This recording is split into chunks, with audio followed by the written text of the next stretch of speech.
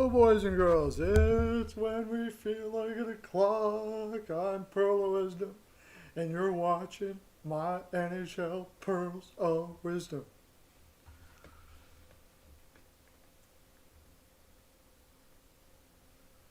Oh no. Do we have an echo? Hey, everybody. No, we don't.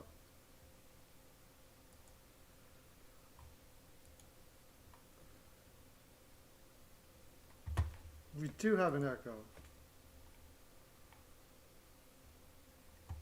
Turn that off for now. That's probably why.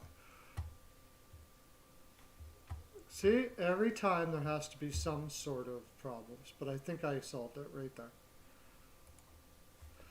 Hey, so how's everybody doing? Hey, Pearlo dance, right here. Is it echoing to you?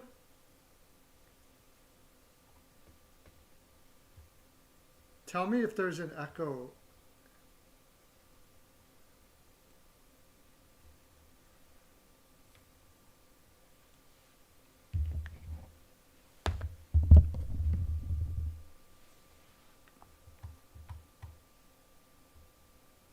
Okay, good. It's just echoing for me for some reason. I don't know why.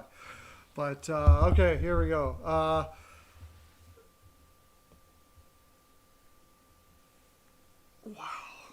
Wow. That's annoying. Why am I still why is that an echo there?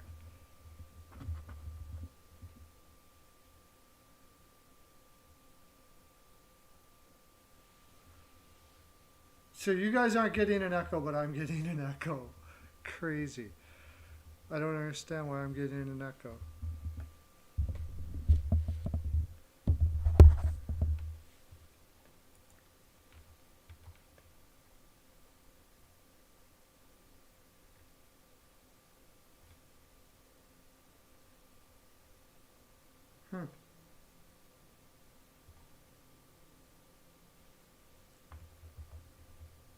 I wonder if I take these out.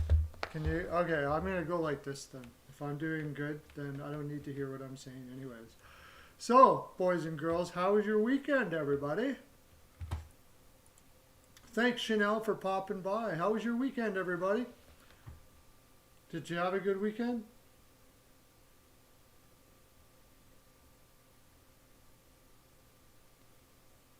Big win for those Habs. Yeah, what was that win? We'll get into that in a second. Who did they beat again? I think I had them. Oh, over Vancouver, right? Was it Vancouver?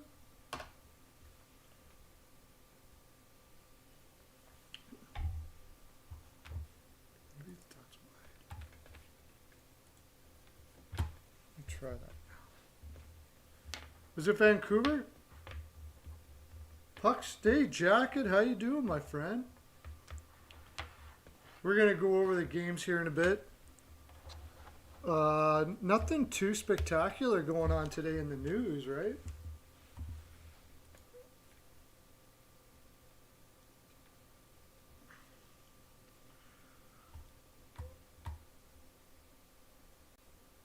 You guys can hear me okay, right? I'm trying to figure out why I have an echo while we're talking, because I can't stand it when I have my things on.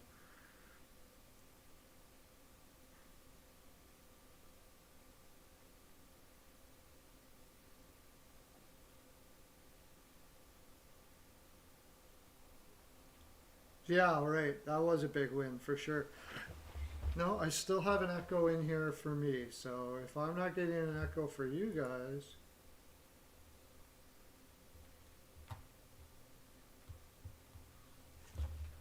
So as long as you guys can hear me like this, I'm going to go like this because I can't stand the echo that I have. Okay, so we got to get into Friday's games once we get a lot of people in here. If you're in the chat, let me know, because we're going to get right into Friday's games and talk about what picks we had, and then we'll talk a little bit about the weekend. Some news that happened, like, you know, a little bit about the firing of the coach in Calgary, and then if we have time, we'll get to tonight. Well, we'll have time, because we got to do picks for tonight, so I'll make sure we have time. Also, we're going to be trying to do a commercial here as well on my channel on this. So.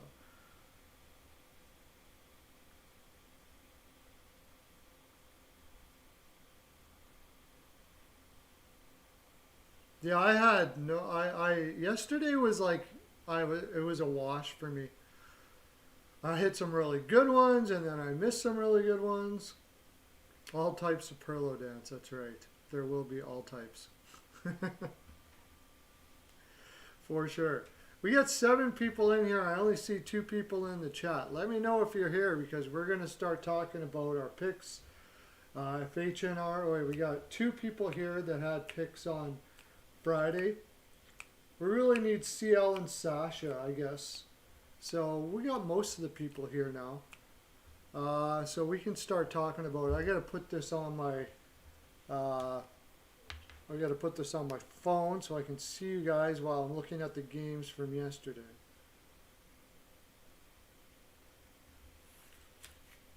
Let's just continue talking about the Sabres. Yeah, we were just having a discussion in the meeting today. On Mondays, we have meetings for steelflyers.com. And CL is here. I knew he would come. I knew he would. We have meetings, and we were talking about that. We were having an argument about whether they were going to re-sign Taylor Hall or not.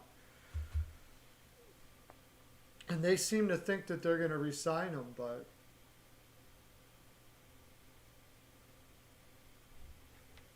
I do like Vancouver today as well, I have to say. Sorry about that. And so they kind of convinced me that maybe they would sign him.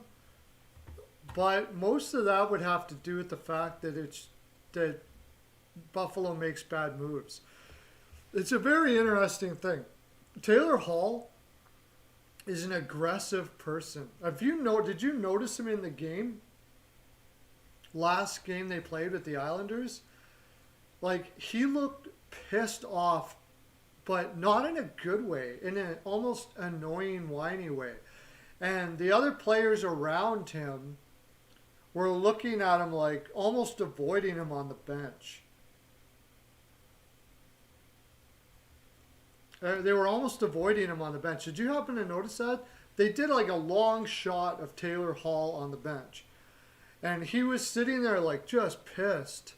Like, but, okay, being angry and, you know, having aggression towards the game is one thing. He looked like he was angry at everybody around him. And the people on the bench were looking at him like he was angry at them. And now, I'm from Edmonton, Alberta. I live in Edmonton, Alberta. When Taylor Hall was traded, you saw that too? When Taylor Hall was traded from here, there was a lot of stuff going on about maybe that's it. Did I have no, that's it.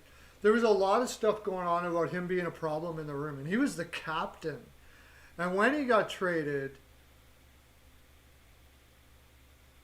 yeah, it seemed for a long time they were watching his attitude. This attitude, man, he had a freaking attitude.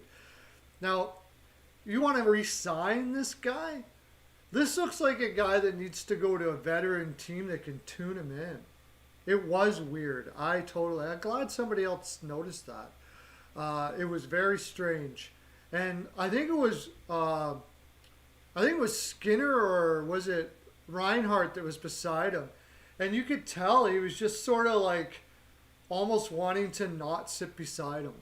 Like, he looks like a guy that just yells at everybody all the time and blames everybody for everything that's going on around him. And you want that guy you want to re-sign that guy? So you have him and Skinner and then trade Eichel? That would be like just the death knell of the Buffalo Sabres for a long time, I think. I think it would be a terrible idea. Terrible as they say Dallas in Texas. Terrible. That'd be terrible. So terrible. I had a friend up north that worked up north for Texas. He used to say that all the time. Oh, it's terrible. It's terrible. Anyways, they're taking, well, I mean, if they're taking calls on Eichel, they're taking calls on everyone. Like Darlene. That'd be crazy. I'd be calling to see if I could get Darlene. I could get Darlene out of there. My gosh. Go save Darlene. He's heating up. Yeah. He scored a goal on his backhand that Mayfield should have had him on his ass. Instead, he's down trying to stop a wraparound with like in a weird way. He should have been pummeled to the ice there. And basically the Islanders defense let him around very easy. So he didn't have to break a toenail. And that's why he scored.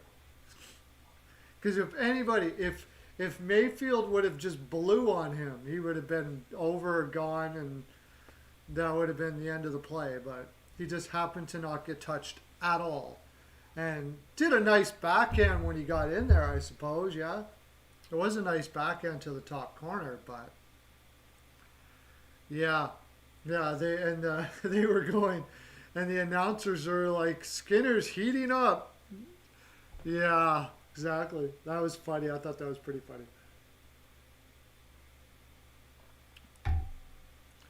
Okay, we got enough people in here, so we better get to our games because we only had the Friday's games.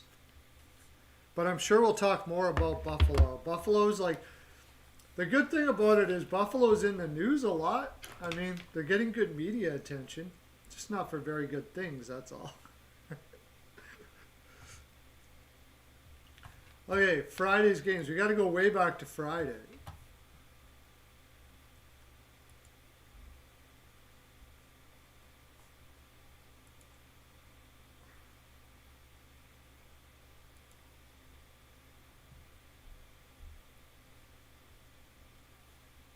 Sunday, Saturday, Friday. Well, Friday. That's right, Friday. Okay. The first game we had was the Boston Bruins versus the Capitals. And let me get you up here on my thingamajigger so I can see what everybody's saying. Vancouver is playing Demko today. Yes, they are. Yeah, they're playing Demko today for sure. So, Bruins versus Capitals. We had, H&R had 3-2 Boston. Jacket had 4-2 Boston. Close. CL had 3-0 Boston. Pearlo had 3-1 Boston. And Sasha had 3-2 Boston. There really wasn't much to say about this game. The Capitals were coming, I believe, off back-to-back. They looked tired. No, they weren't. They were rested. Vanacek just didn't play well for the most part. I don't know if you watched this game, but it wasn't very fun to watch. It was pretty much the only good thing. Like, Trent Frederick scored his third goal. We could talk about Trent Frederick for a bit. Trent Frederick, he looks like a guy everybody wants on his team, but nobody wants to not be on his team. He's really becoming a pugilist and kind of that old school, almost enforcer type guy. But he scored 3 goals already this year in limited time on ice. So getting a little bit of a guy who is can bring back that big bad Bruins type attitude there in Boston and Trent Frederick. I personally love him. I would love to have him on the Oilers for sure. He certainly knows how to piss people off. I guess we also have to talk about the Washington spear here too, right? What do you guys figure? when I saw that spear, and I was watching it on John off the wall John's play-by-play live live, which he'll be doing all week, by the way, almost every night. I saw it on there, and I thought that is got to get at least one game. I was like, I said immediately, oh, he'll be getting a game for that, for sure. And did he even get a penalty for that? I don't know. So did you guys think he should get at least a game for that? Spearing somebody in the nads? I mean, really? I know it was Frederic, and Frederic was pissing him off all day, but is that what we judge now? Like, it's okay to spear somebody in nads if they really, really, really piss you off? How many other things can you do now if they really, really piss you off? I like to see the list of this.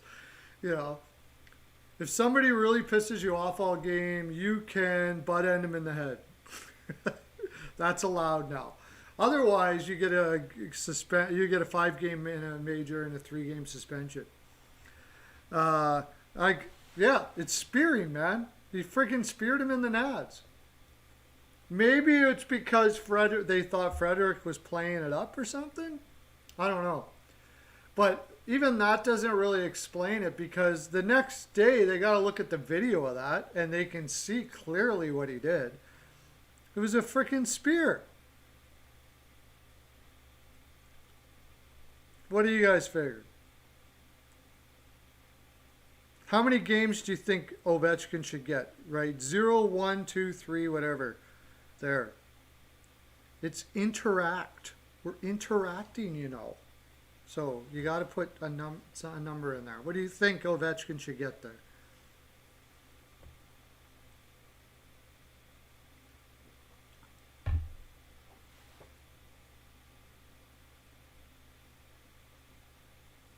No answer? Okay, I'll keep on talking about the game. You guys talk amongst yourselves. 2 games. CL says 2 games. That seems fair. Anybody less than 2 or more than 2? What did Frederic play that game? He played 10 minutes that game, but he had 17 minutes in penalties. Frederic got a penalty for that too, or I don't know, but he got 17 minutes of penalties. I love watching him. On the other side of the ledger, you have Louis DeBrusque, at least 2, yeah. Yeah, on the other side of the ledger, you got Louis DeBrusque, or Jake DeBrusque, not his father, Louis. Jake DeBrusque, who's just a bag of crap on this team. I don't know what they're going to... they can't get him going. He just looks lost out there now. He looks like he's lost all his confidence. I've almost would think that it would be a good idea to put him down in the minors right now.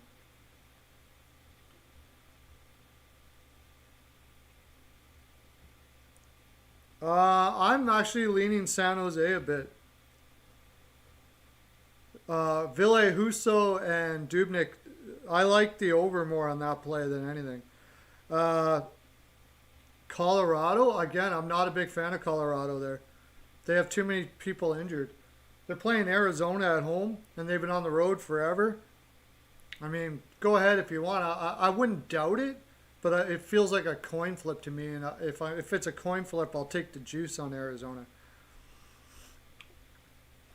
Okay. So Boston lights up.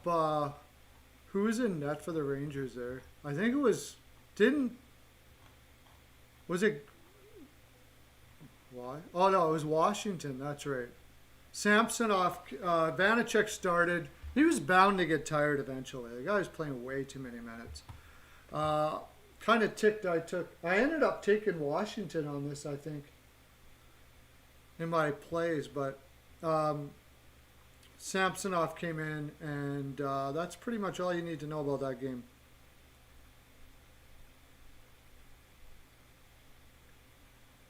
Yeah. But that was a bad move by Frederic because, like, Ovechkin's not going to drop the gloves there. I think Frederic did that just to basically say, you're a pussy. You know what I mean? Like he's trying to piss him off. That's part of the reason why Ovechkin was so mad. Because here's this rookie coming around trying to drop the gloves with me and all of this stuff like that. And that's what Frederic was doing. He was purposely trying to tick off Ovechkin like that. So, and it worked. So I guess Frederic won, Ovechkin nothing, really. Although in the game, Frederic actually loses respect there because he's doing things that are like just kind of no-nos. You're not supposed to do that. A rookie's not supposed to try to drop it with Ovechkin. You know, drop him with Ovechkin. But he's just using every angle he can to piss Ovechkin off, it appears, and that's exactly what he did. So I say he wins. Because he did. And Ovechkin really should get more than that. It doesn't matter that Frederic pissed you off all game. That's not an excuse. I don't understand why he didn't get more for that. Anyways, let's go to our next game. Blackhawks Lightning. Where did I do the Blackhawks Lightning game?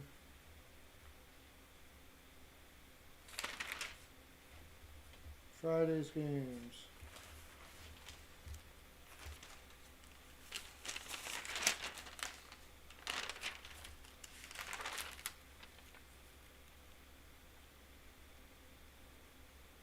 What the heck? That was an old game. What am I talking about?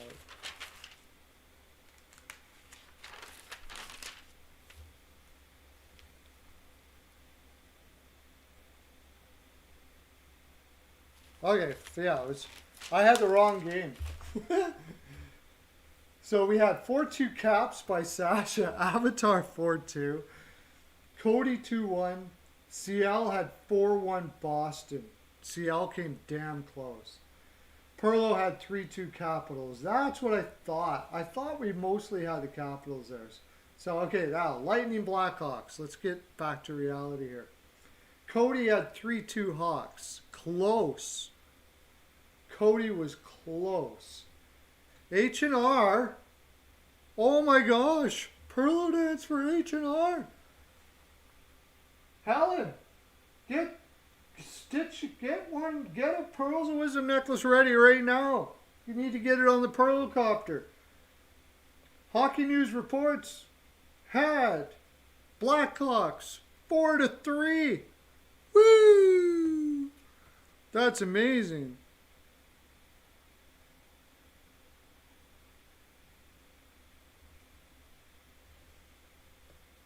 Yeah, we got her. That's amazing. You got it. So it's going on your way there, Hockey News reports. Avatar had 3-2 Bolts. Sasha had 3-2 Bolts.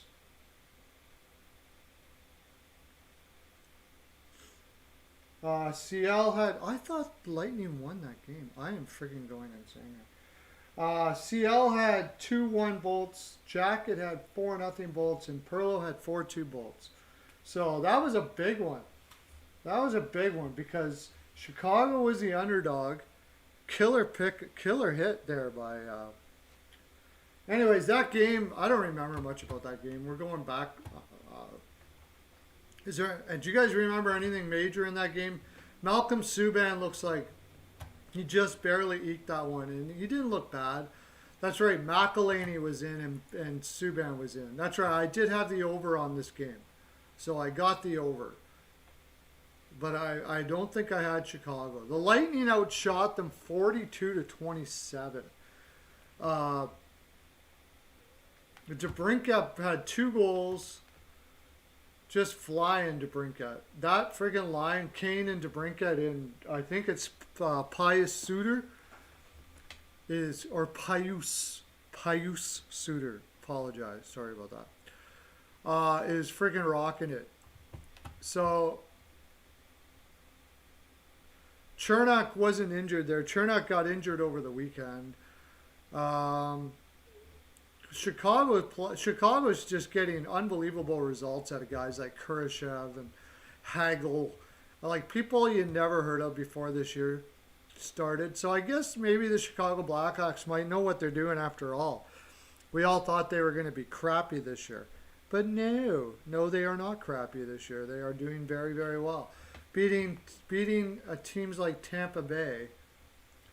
Kind of getting outplayed while doing it, but they're still doing it. They're still finding ways to score.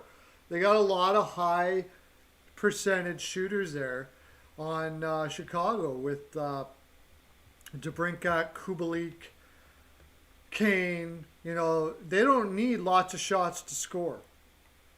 And that's huge to have for games when you're tired or maybe you just don't have it that night. And, you know, those guys can just pot a couple for you and pull the game out even though you don't have it. And that's pretty much what happened there with Chicago. Tampa Bay looked fine.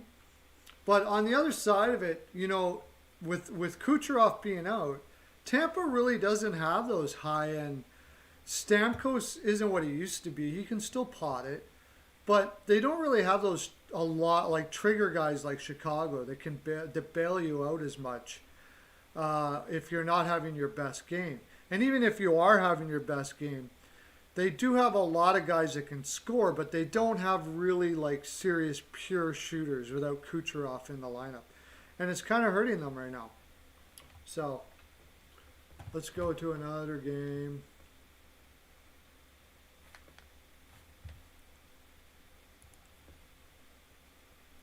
It was Blues versus Kings. I watched this game, and the Kings were.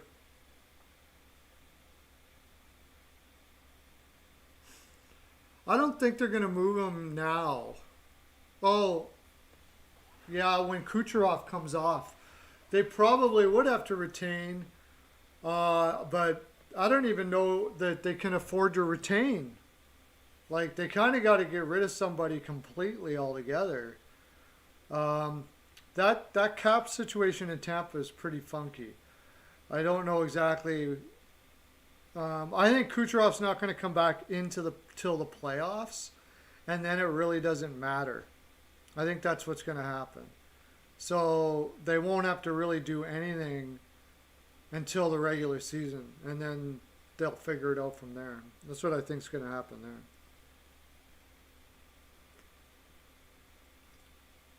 Great question, though. Great question. Way to challenge my knowledge of that stuff. I could be completely wrong with what I just said, actually. But I'm pretty sure that once it hits the playoffs, it's not going to matter to a certain extent. It must matter, though. So I don't know. I don't know what they're going to do, to tell you the honest truth. I really don't. Yeah, they're in a tough spot when that happens. They'll deal with it when they get there, I guess. They probably would have to retain for sure, but they're so capped out. I don't even think that retaining is going to matter. I was looking at it the other day, and they're right tight to the cap too. I think. Let me look it up here. You're making me look it up.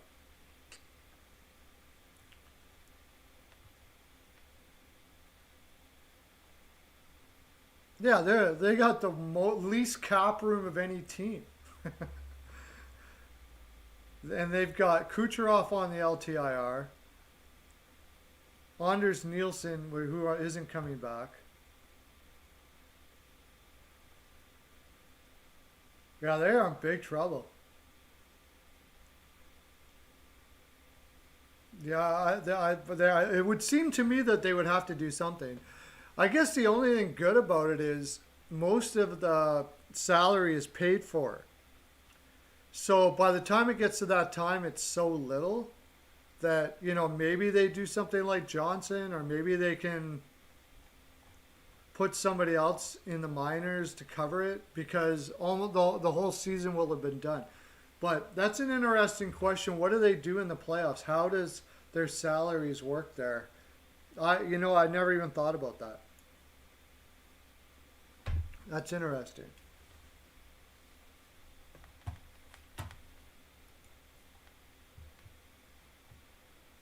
Okay, now let's get to the next one.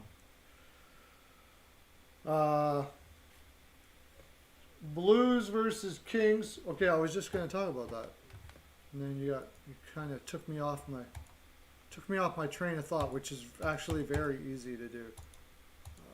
Why does that do that? Can't pull it up. Bugs me.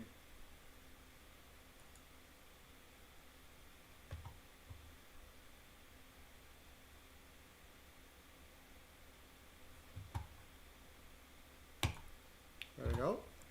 So I watched this game, and the Kings really outplayed the Blues this whole game pretty much. But we'll talk about, first of all, we'll go through the scores. The score was... What was the score? 3-2 Blues.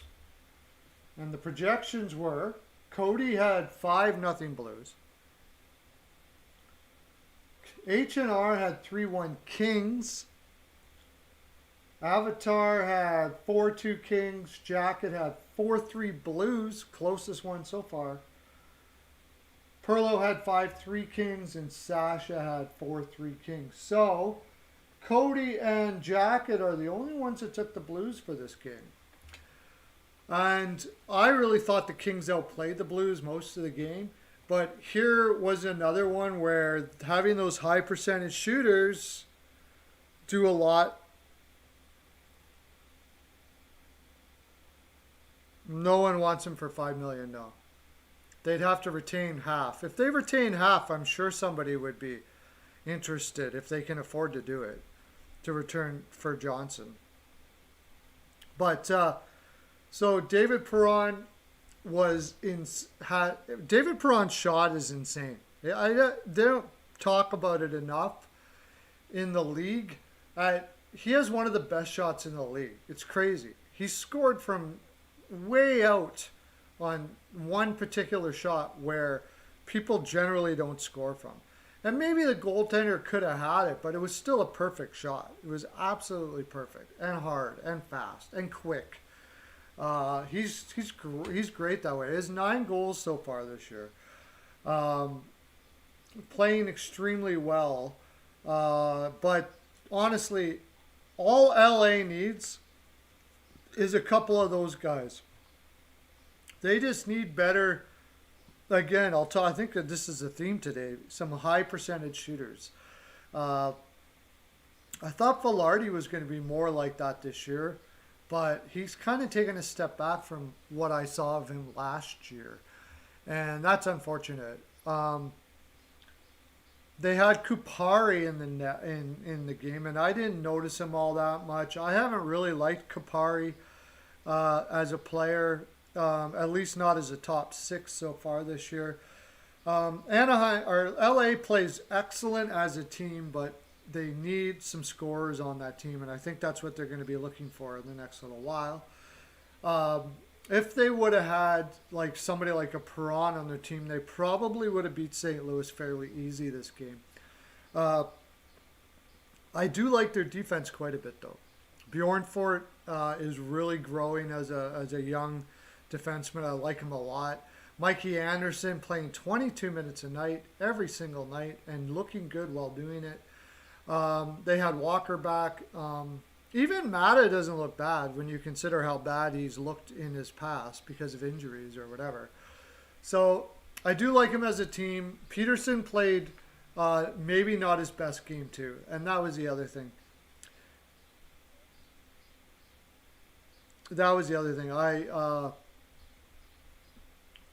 If Peterson would have played a little better.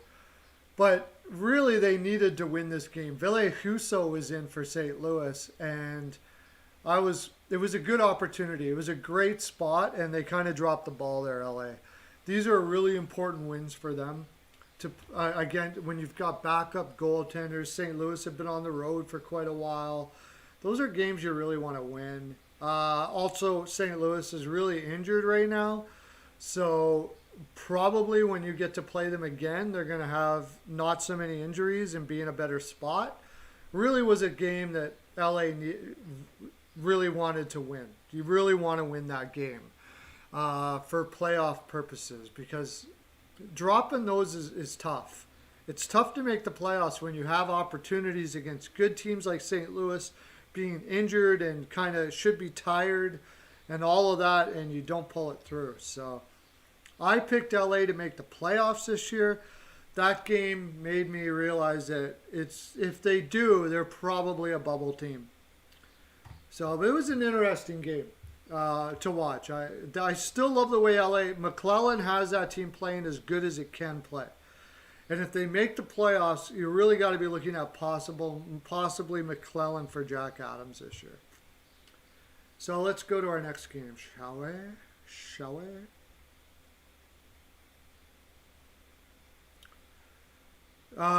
Colorado Avalanche versus the Ducks. And, I mean, the big thing we're talking about here is the McKinnon still being out. They started out that, it looked like he wasn't even going to miss a game. And I think this is his third or fourth game missed. Now, Anaheim played them really tough here.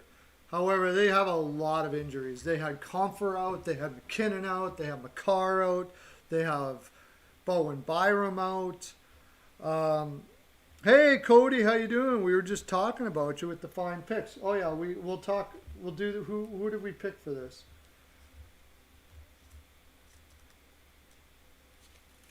I gotta turn the page. It's on this side. Okay, Cody, we're doing the Avs Anaheim game. Cody had the Avs 3-1. You've been right around the totals here quite a bit there, Cody. Good for you. Well done. Well done, sir. Well done. The Kings that's a good question. The Kings have 9 picks this year. How fast do you think they're turning around? Well, they've already come out and said that it's over. They're not rebuilding now. So I imagine in the offseason here with expansion, there's going to be a lot of people. There's going to be a lot of players available this year, and they're going to be looking to add some scoring to this lineup. So, there's players out there that teams are deep teams like Colorado and stuff like Burakovsky, for instance, maybe. I think he's kind of fallen out of favor. It's just. Burakovsky's defense is not very good. He could be available for a pick in the offseason. Maybe they look at somebody like that. But I think LA is going to start adding here really soon. They've built up their prospect pool pretty good. They won't trade all those picks, and they'll use those picks and build it up a little more. And then you're going to start seeing LA now becoming a contender pretty soon, I think. They'll start adding to their team for sure.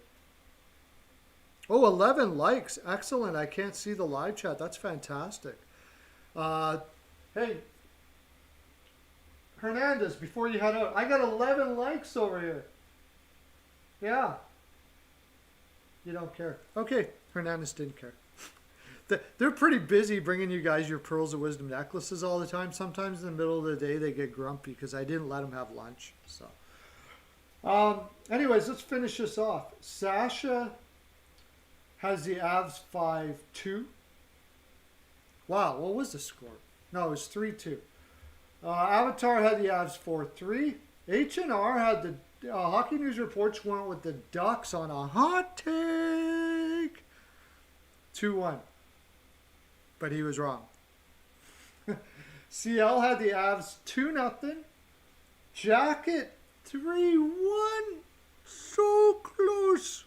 So close for Mr. Jacket. But no. No Pearls of Wisdom necklace for you, my friend. And Pearlo had the Avs 4-1. So, we did pretty well there, though. We did pretty well, I would say. Everybody just give each other a hug. And be thankful, give high fives and whatever else you do there, because we did pretty well. That game, Trevor Zegras now is playing 13 minutes a game, 13 minutes a night. I kind of do, when I'm doing the Anaheim, we do Zegras watch because we want to see how he's doing. Electrifying kid. I never noticed him all that much in that game. And he didn't have any hits and he only had one shot. So he wasn't all that noticeable. Just getting adjusted to the NHL. I'm sure that's nothing to do with anything really.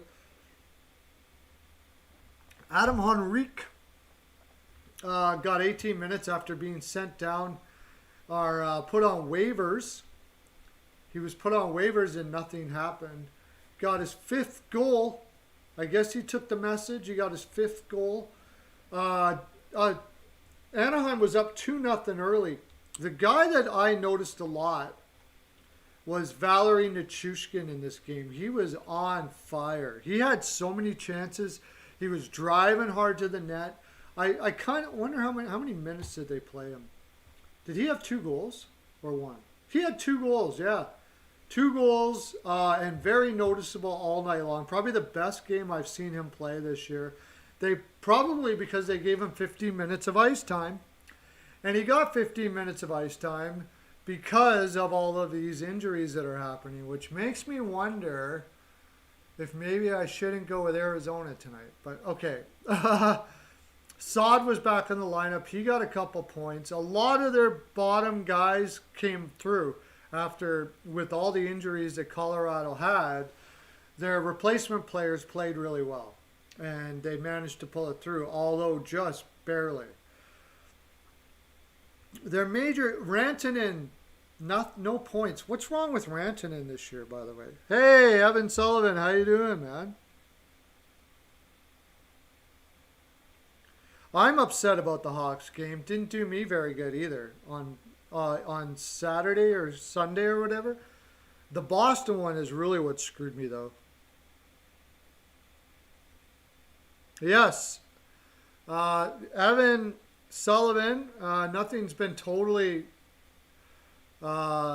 confirmed yet, but Evan Sullivan might be popping on this show. E-Money might be popping on this show. If E-Money's got fantastic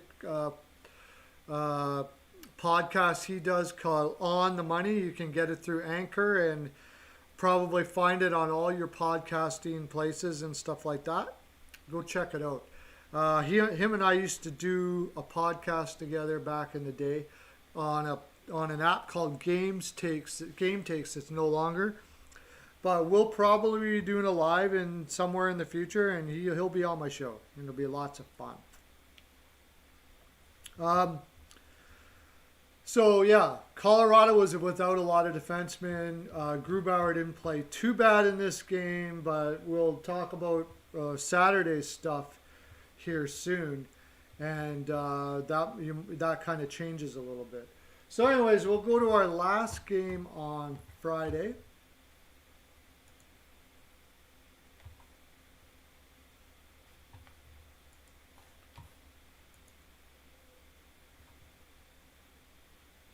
Kadri also had a good game that game too.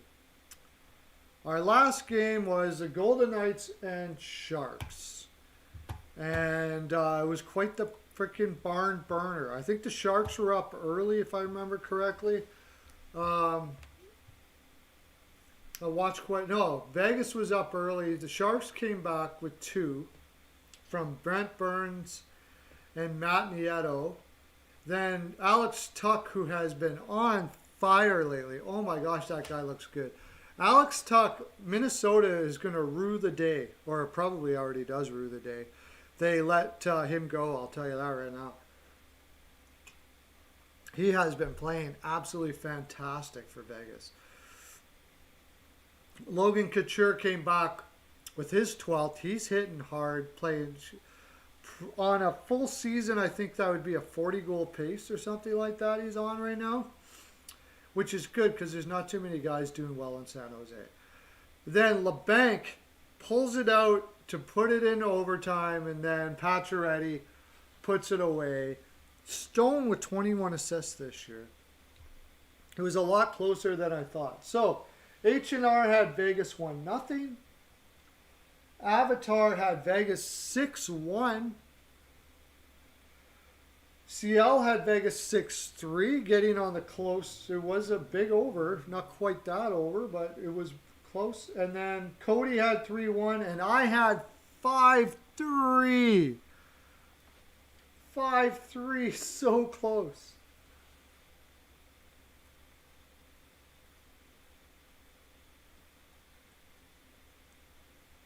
Oh, for sure, you give up, take Tuck in a heart. I wouldn't say in a heartbeat, but Tuck would be, yeah. It was tough. It was a tough one to pick to get rid of was Tuck. Uh, they didn't have to. I don't know if they had to do that, but I'll tell you what, the general manager for Vegas certainly kept him under the freaking, put him under his thumb, and he did great job of getting max for teams that were had to protect players. He did great in that draft. How you doing, Kevin? Yes, Isles are in first place, and we'll be talking about that as well for sure. So we didn't do anything for Saturday, and we didn't do anything for Sunday for picks. I'm also going to have. I think this is a good time right now to try something really cool. We'll see if it works. I'm going to put it on now, and I'm going to go try this. Now we're going to have a word from our sponsors. Can you believe that? We're going to have a word from our sponsors. These are fine people. If you have pets and you want to fly on, you want to be on the road, these people are amazing. So I'll check them out right now. A word from our sponsor as we speak.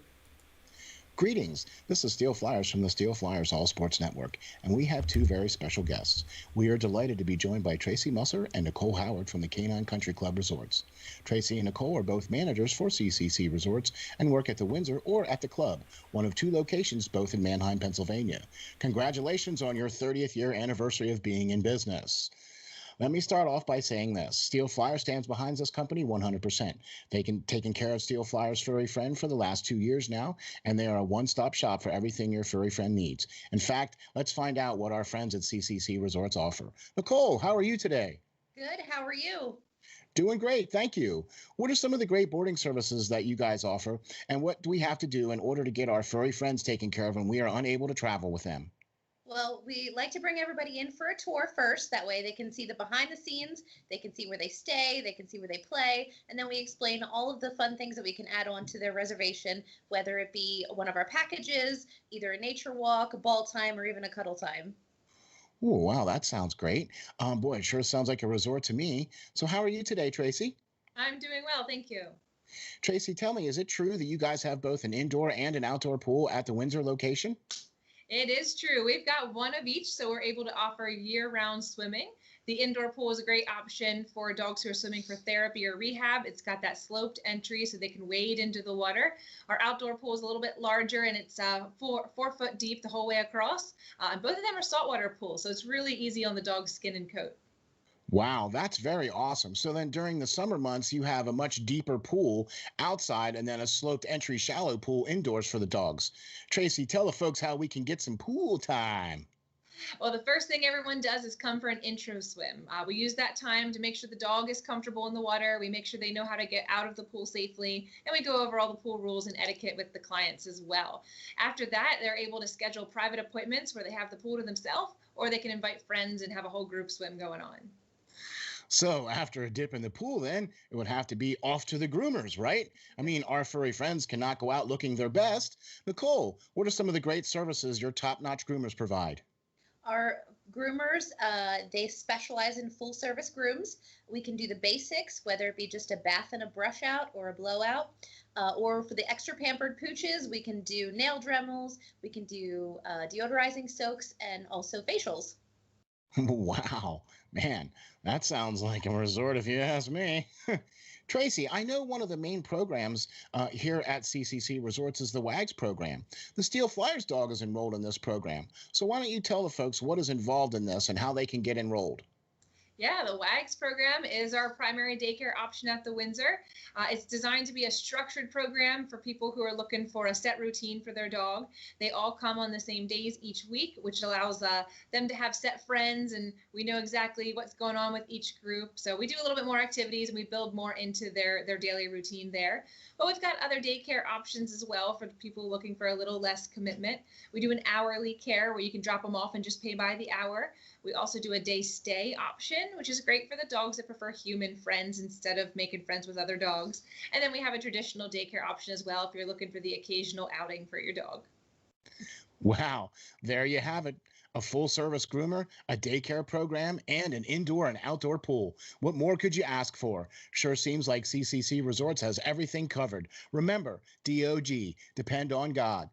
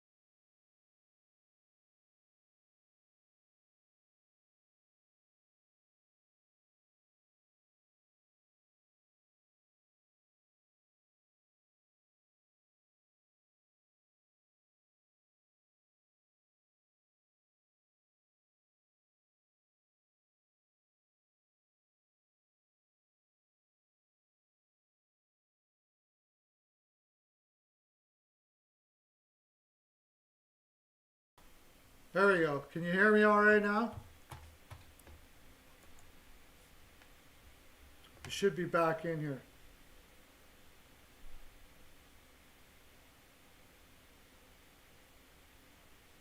When am I playing in my career? Let's see. Let me see what's going on here. How come it's not working now?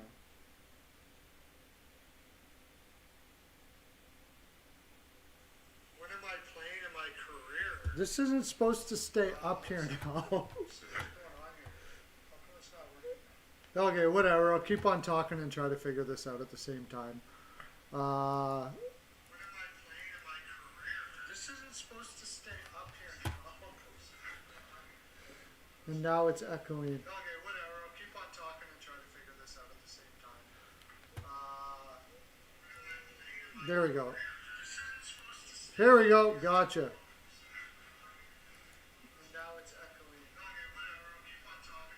Now we got it. Okay, so is it echoing for you guys? It shouldn't be echoing now.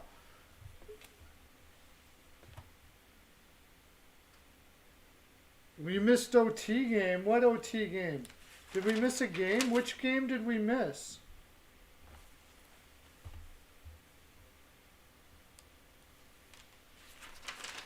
Which game did we miss? That's all the games I had. Which one did we miss, guys? Good. Excellent. Okay. Which games did we miss? Somebody tell me down there in the chat. What game did I miss? Let me go back to... I guess I can look it up. We didn't miss any game. Friday.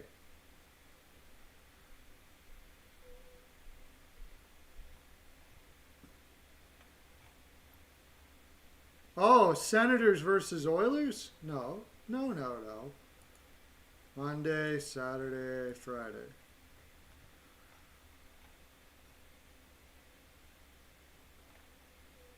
Golden Knights. Oh, did we not do the Wild and the Coyotes on Friday? Did we have it? Oh, yeah, Wild and Coyotes. Okay. That's one we didn't do. So we'll do it real quick because we got to move on. Wild and Coyotes. Coyotes won 2-1. The Wild won 2-1. Cody had 2-1. Avatar had 5-2. H&R had 7-2 Wild. Close. Sasha had 4-1 Wild. Pearlo had 3-2 Wild. There we go. Okay. We'll go look at Saturday's games real quick because we didn't have any anything for Saturday's games. Saturday. Okay. We didn't have any picks. Rangers beat the Devils. That was pretty much expected. I had the Devils all day on that. Not much to talk about there. Blackwood played really poorly. Islanders beat the Sabres, and now if you want for a little bit, we can beat up the Sabres for a little bit longer if that's what you'd like to do.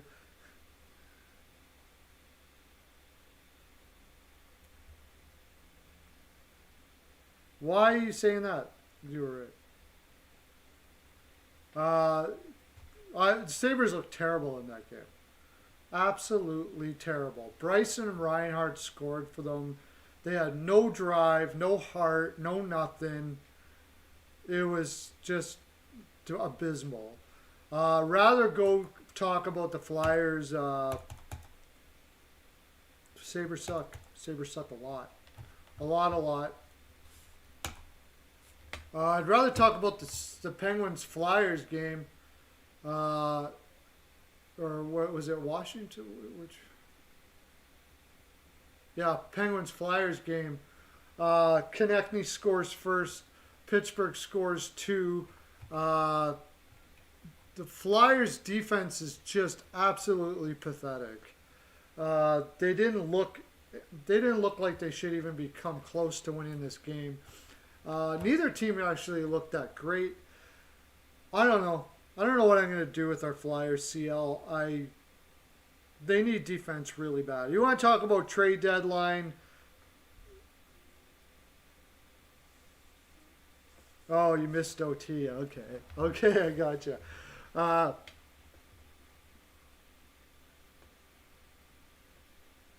Yeah, I don't know why they fired Housley to begin with, to tell you the honest truth. Like, Housley, I think Kruger's fine too. I just think that the whole culture in that organization is brutal. Just brutal. It's really, I don't know what coach you could bring in there to change that around.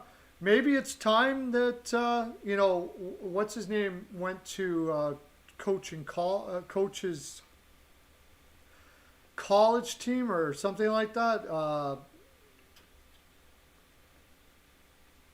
Why do I always forget his name? Toronto coach, that Babcock. Maybe it's time to bring Babcock in or something. I don't know. I really don't know what to do with Buffalo. They're an absolute disaster. Yeah, they need an Ekholm. They need somebody like that, Philadelphia, or it's just not. It's just an absolute disaster. They don't have a lot of heart. Yeah.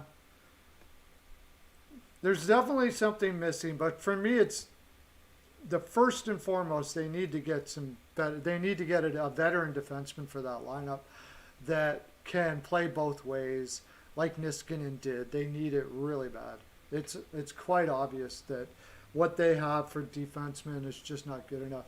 It's nice to see Shane Gostisbehere scoring a couple though and getting going a little bit. I mean, that's a sigh of relief.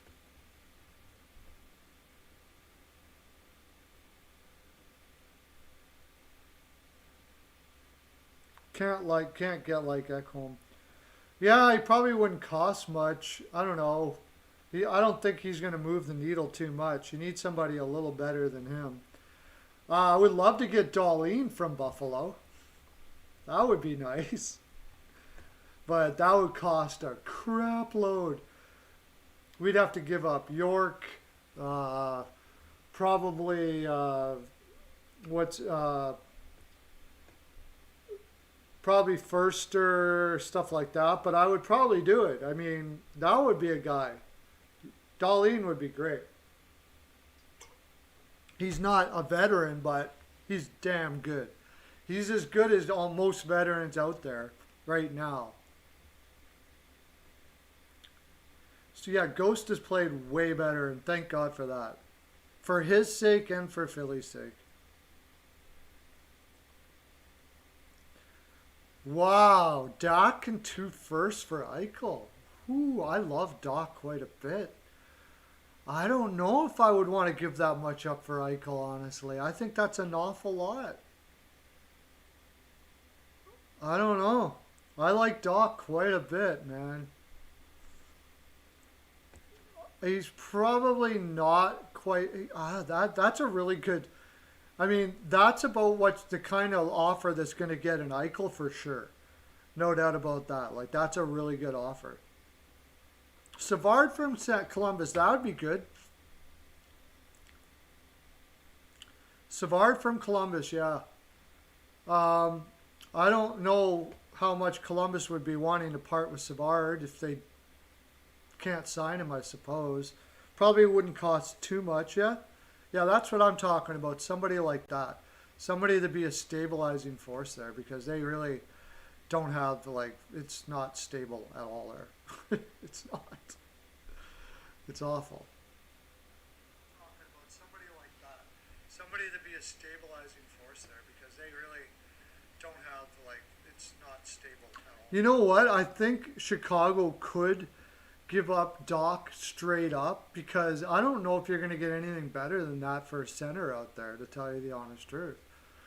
You maybe a Doc and 1 first, maybe, depending on where they are in the standings. Very interesting thought, though, for sure.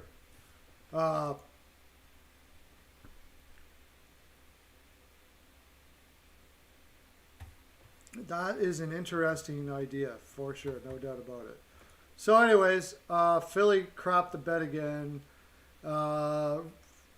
Pittsburgh have guys hurt. Their defense isn't nothing to write home about.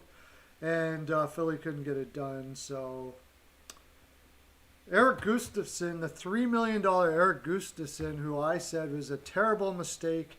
And Philadelphia Flyers people out there were like, oh, you know, AV will turn him around and all this stuff like that. I'm like, okay, I'll have to see it first. And, well, you don't see it because he's terrible.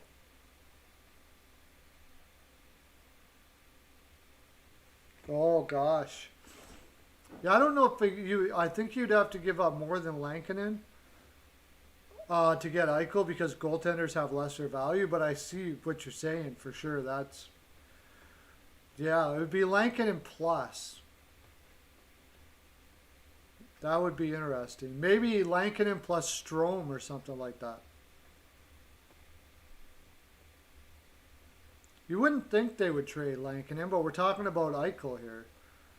Subban has had good and bad games. You can always find another goaltender a little easier than you can find a #1 center like Eichel. So you just never know.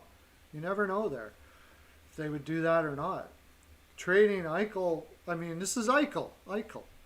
Yeah, okay, he hasn't put up great numbers this year, but he's playing in Buffalo. What would Eichel, you see him when he's on the ice, like he's way better than his numbers. If he was on a team that could play, imagine Eichel and Kane.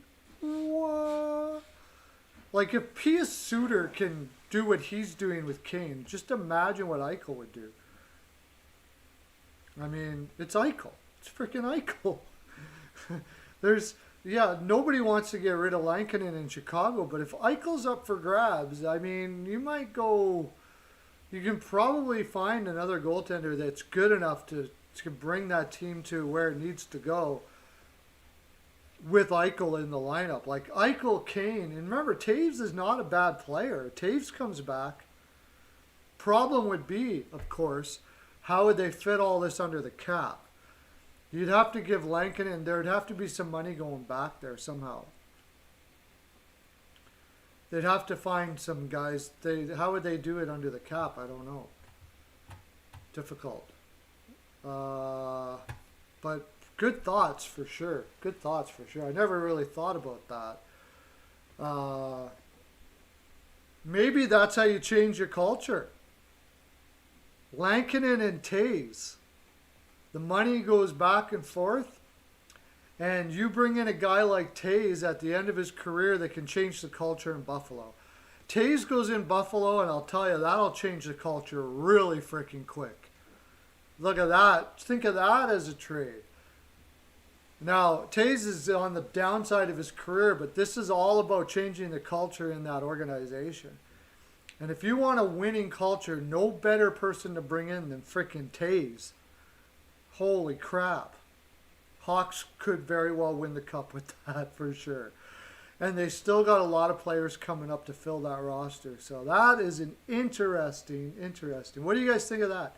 Taves and Lankinen. And maybe even somebody else. You could go Taves, Lankinen, and a first or something like that. The question is, would Taves go there? I'm sure he's got a no movement clause. I doubt you're going to convince him to go there.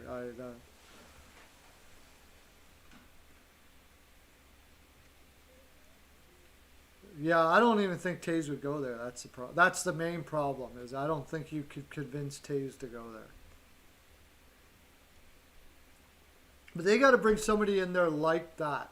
Somebody with history. Somebody that has won cups, that has the type of attitude that Taves has, that can challenge people and keep people in line.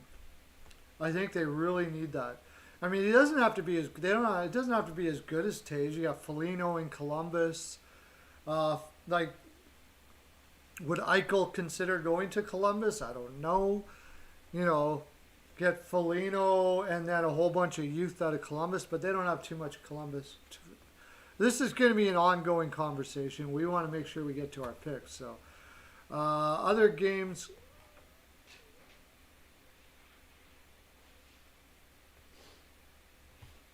I would think so. They would have to really convince him to go there. The way you would convince Taves to go there is to say, like, this would be like the ultimate challenge. If Taves could go there and turn that organization around, it would be like such a huge challenge. He would be considered, for sure, one of the greatest, if not the greatest leader in maybe even all of sports, not just in the NHL, to go there and help them turn that around. Imagine if Cindy went to Buffalo. Yeah, I doubt that very much, for sure. So the Canadian, for Hockey News Reports, will mention that the Canadians just destroyed the Jets 7-1. The Jets saw the writing on the wall. The big story about that was Hellebuck. Is what's going on with frickin' Hellebuck, man. Wins the Vezina, and then this year has not been a good year for him. Panthers versus Predators. Not much to talk about there. I'm not even really talking about that game. It was obvious what was going to happen in that game.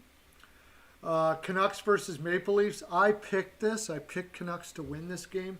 The Leafs had played a crap load of hockey. And the Canucks have looked... I've said that the Canucks are going to come back. The Canucks are going to come back. The Canucks are going to come back. They had a brutal regular first part of their season. They have an easier schedule now for the next little while. And watch, I think they're going to come back still yet. Maybe they don't make the playoffs. I don't know, but it's going to be really close. I'll bet you. The Coyote versus the Wild. Talbot just had a bad night here. The Wild were really tired too. I think they were on a back-to-back.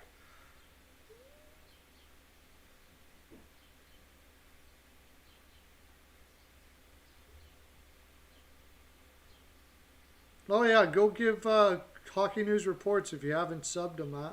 Get them up to 600. And if you haven't subbed here, make sure you're doing that stuff too, right? Because when I get up to 1,000 subs, I can start doing, I can start making like prize packages and you guys become sub members, and I can post things on by, like, you know, when John from Off the Wall Hockey writes stuff in to give you messages and stuff like that and reminders, I can start doing that. So getting to 1,000 subs is pretty huge, and I can start making a little bit of money.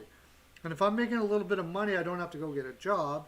If I don't go get a job, then I can keep on doing this. So if you can get me up to 1,000, that would be great.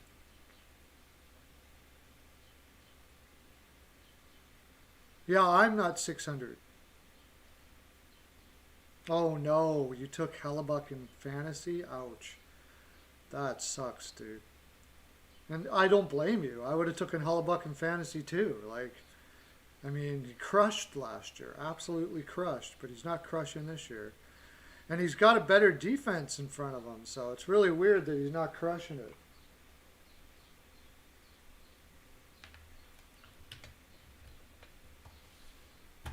So anyways, Blues versus Kings.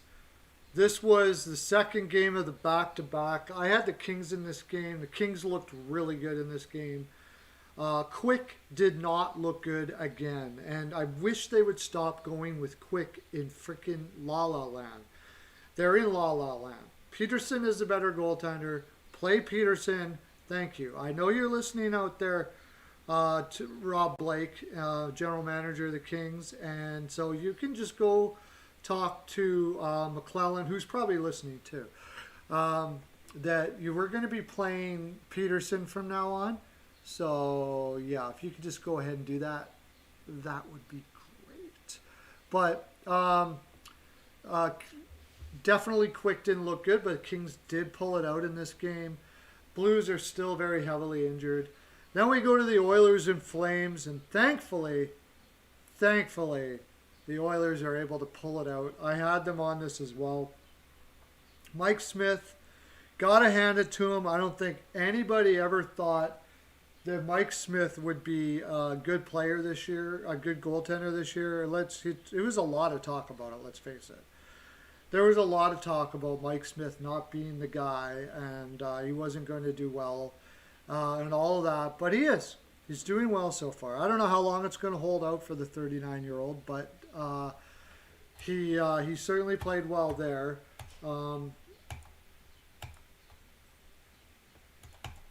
I can't see the rest. And then the Golden Knights versus the Sharks. Not much to talk about this game. The Golden Knights slammed them, and everybody thought they would. Dubnyk is simply not a good goaltender anymore. He could turn it around, I suppose. But since his last year in Minnesota, I thought maybe when he went to San Jose that the Nabokov would be able to work with him and he would get better. And I suppose they still got time for that. I mean, that could happen still, but it hasn't looked very good, that's for sure. And for some reason I can't, oh yeah, here we go. Okay, I brought up the box score for the Oilers game, so we'll talk a little more about that. And then we'll get into Sunday's games.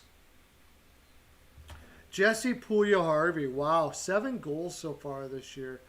Kid goes over, has a bit of an attitude problem, goes over to Finland, comes back, always has a smile on his face, happy-go-lucky, great guy to watch. I love watching him. He's the story of the Oilers right now as far as I'm concerned. So anyways, we'll go to Sunday's games, and we'll do our picks for tonight.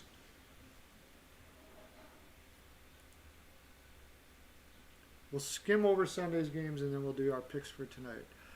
Islanders crushed Sabres again, and this was the one where they did a pan out, and they looked at Taylor Hall for like a minute on the camera. And he was sitting there and had a scowl on his face the whole time. And it wasn't like a I want to win scowl where he's into the game. It was more of a you guys all suck and I'm great scowl. Like, it was really terrible. And you could tell like he probably just yelled at his teammates or something and all of that. Like, he looks like a guy that goes in his room and says, you guys are all pathetic. And he yells at people and he acts like a... That's what he looks like. I kind of get an idea of why the Oilers did trade him away, although they should have got way more than they did at the time. But all the talk about him being a problem in the room seems to be happening.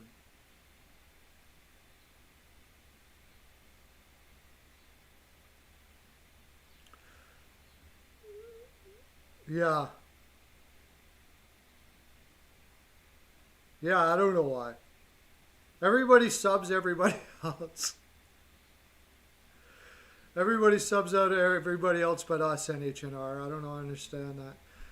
Like the GOAT, well, he's the GOAT, I guess. That's why. John.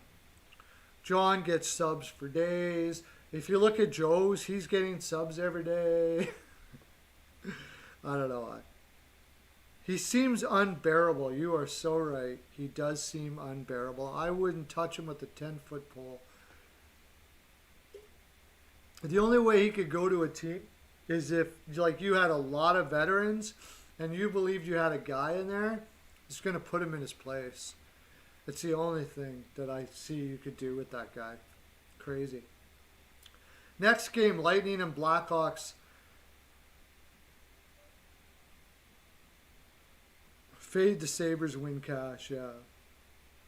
For sure, pretty much. I don't even know. How do you find a spot for the Sabres in the future here? I don't know. Lightning versus Blackhawks. That was a crazy game.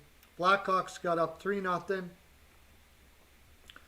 And then the Lightning came storming back. Lankinen didn't look great, but the whole team kind of lost it. And the Lightning just took over. I had the under on this game. I did have the Lightning to win, but Taylor Hall for Cody Ceci. Yeah, if the Pens could find a way to afford him, maybe, but nah. That might be a team. Just imagine what Crosby would do with a guy like Hall. That would be interesting for sure, no doubt about it. Yeah, you think Lankinen's overrated? Like sell high right now? That's a good point. He very well could be. Sell high right now and you could maybe bring in some interesting stuff. Especially with a lot of teams needing goaltending, you just never know. Yeah, you might have a good point there, bud. Hurricanes versus the Panthers. Nothing the Panthers could do here. They played their hearts out. They had played ridiculous amounts of hockey. The Hurricanes were fresh. And the Hurricanes are going to crush most teams this year, especially if they're tired. So, was there anything about that game I wanted to talk about? I watched as much as I could, but they're just... Florida and the Canes are going to be a coin flip team most of the time if they're both not injured. Fogel's got 5 goals already. The Sebastian Aho looked fantastic, as you would think that he would. Barkov with 19 assists already this year. What a stud. What an amazing player. Denisenko had his first game for Florida that game. I believe it was his first. He only played 8 minutes, but he looked really good on the ice from when I saw him on the ice. I think he's probably going to stick for a while. Yeah, but... Yeah, the question is Lankinen, like, you get all those young goaltenders that come in and nobody knows them. They don't have them figured out yet. But I kind of see what Cody's saying. It almost looks like some teams are getting a read on Lankinen now. And, he's got a lot of skill, but he's got some holes that he's got to fill. And he could be going down a downturn right now. Now, he can work on those and become just as good as he is now and stuff like that. But teams got a read on him now. So he's gonna. This is like the time when we find out if a goaltender is going to be what is going to be great or if they're going to be average or what have you.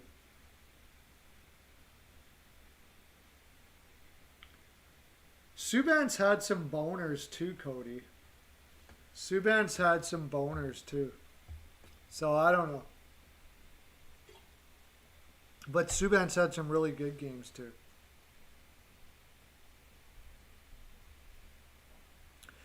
Yeah, and you're right. Chicago's getting away with a lot of games. They're getting outplayed and still winning too many games.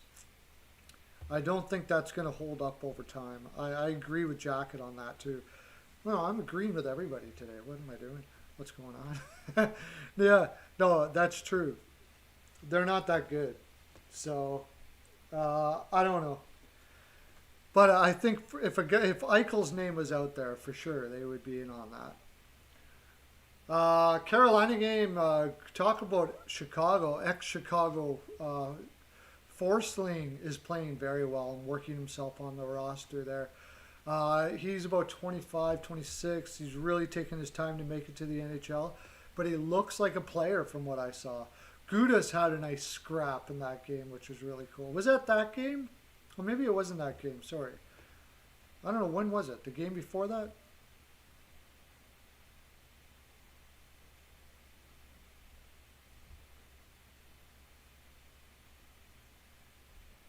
Oh yeah, I haven't done trivia for a while. I forgot you used to do that trivia. Yeah, their schedule has also been a benefit to them too in Chicago. Yeah, I would have to agree with you, and I don't think it's going to hold up. I agree with you, Jacket. I don't think it's going to hold up. Okay, what else do we have here for the Carolina game? Anything? Oh, Gardner's back. Played okay. Probably playing his best season that he's played in Carolina. He's only getting 14 minutes a night, though, 13 to 14 minutes a night. Brady Shea played 22 minutes that night. They keep on going to him and building his confidence up. Something that he kind of lost in the Rangers organization as young players started to move up, but he seems to be doing pretty good here. Reimer didn't have to stop too much, and that's how you're going to win if you're Carolina. You don't want Reimer to have to stop too much, for sure.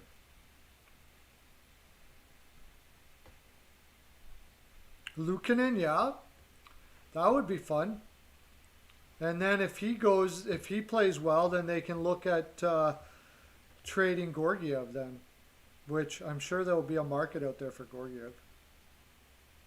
Yeah, that Barzal goal was sick, for sure.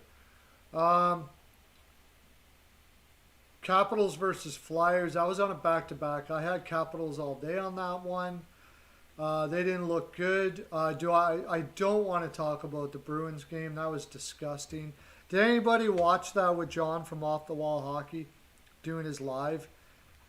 He was losing his mind in that game. He usually stays pretty level, but that Barzal goal was insane. Absolutely insane. But that game destroyed my weekend, man. Well, not really. I still was up over the weekend, but that game destroyed my. I had it in a parlay, and the Bruins were horrible. How do you lose? Like the next game, I feel sorry for the next team they play because they're gonna have to be pissed off to lose to the Devils. They just played on a back-to-back with travel with their third-string goaltender in that, and you can't even score one goal. Like it was horrible. They had no sense of urgency at all. They obviously overlooked the Devils in that game, and it was just sick to watch. It was really sick to watch. I'm not even a Bruins fan. I'm glad I'm not a Bruins fan, but I was rooting for them in that game because I had him in so many different plays, and they crapped the bed completely in that game. What other game we'll talk about? Senators versus the Flames. I had the Senators in that game last night. I knew they were going to win that game, and we'll talk more about what's going to happen after that. But what the heck is Sutter going to do with that team? That's going to be interesting to see.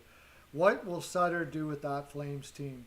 Because there's a lot need to be done. I think what's going to happen, if you're asking me, if you're not, I don't know if you are, but my personal opinion is I think that team is going to end up having to trade a lot of players away. I don't think that Johnny Hockey and Monahan and those guys are going to fit well with Sutter's system there. And he's going to be probably requesting to the manager to make some big changes there. I really think so. Paul Byron was born in Toronto, yeah. Okay, well, we got to get going on our picks for tomorrow.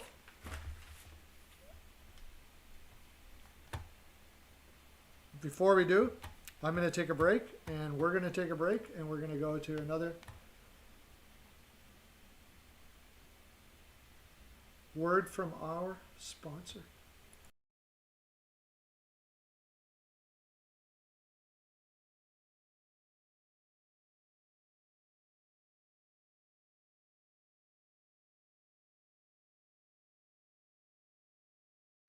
Greetings. This is Steel Flyers from the Steel Flyers All Sports Network, and we have two very special guests.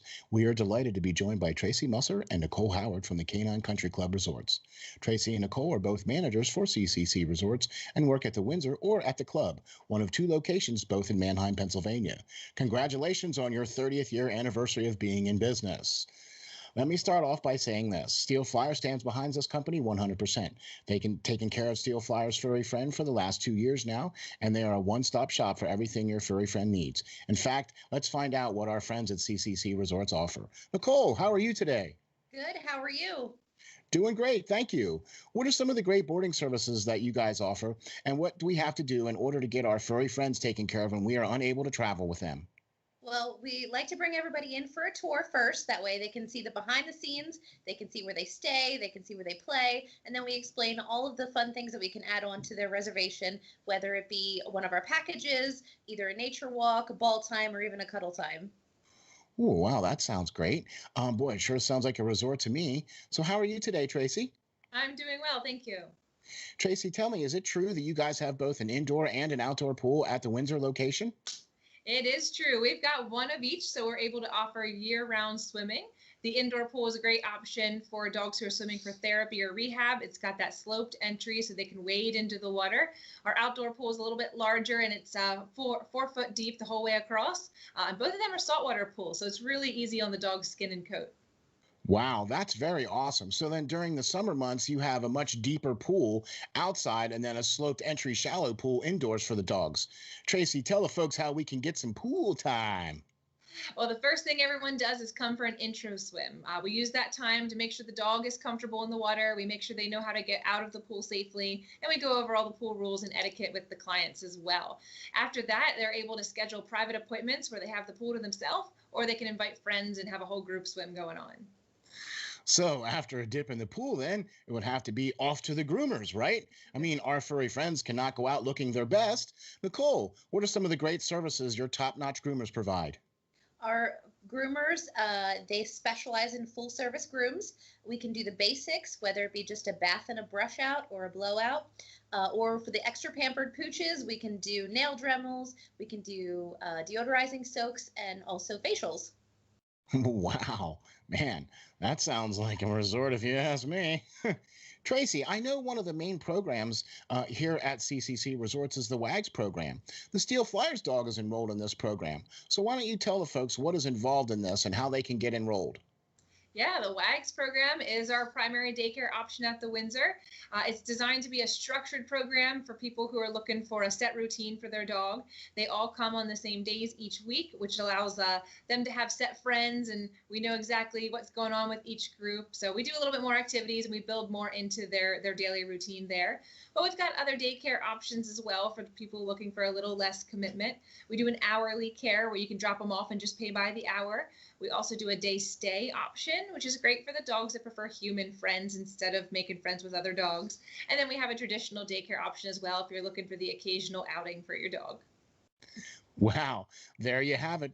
A full service groomer, a daycare program, and an indoor and outdoor pool. What more could you ask for? Sure seems like CCC Resorts has everything covered. Remember, DOG, depend on God.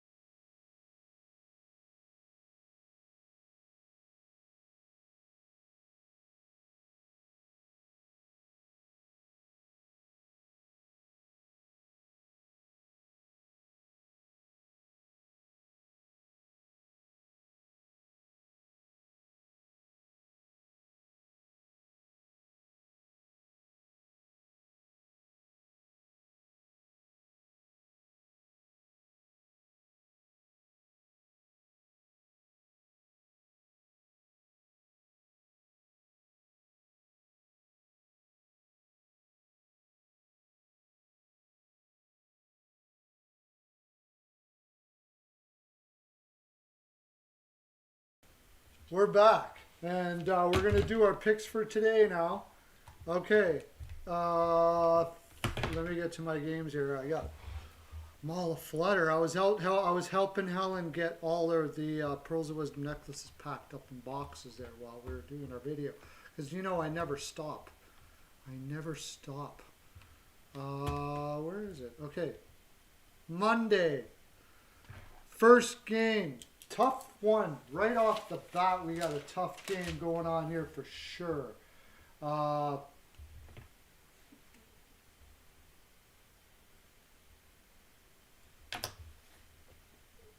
you guys hear me all right? Don't tell me I messed up again.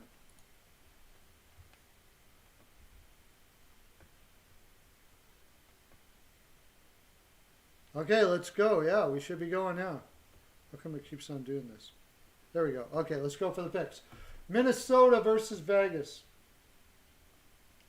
Wild. We're back. And we're going to do our picks. Versus Vegas is our first game. Let's look at let's look at any updates for goaltenders.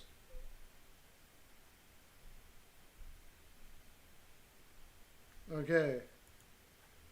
Picks. That's starting goaltenders. Do we have an update? So far, we have just Capo Kakinen is confirmed. That's it. I imagine it'll be Fleury. But put your picks. The Wild have been playing a lot, but they're at home. Both of these teams have played a lot. I think the Knights have played more on the road. They may be a little more tired here. As far as injuries, I heard a rumor that Stone might be hurt, but I haven't seen anything about that anywhere. No update on that at all. Have you guys heard about that? Stone might be being out. Jackets got mini 3-2.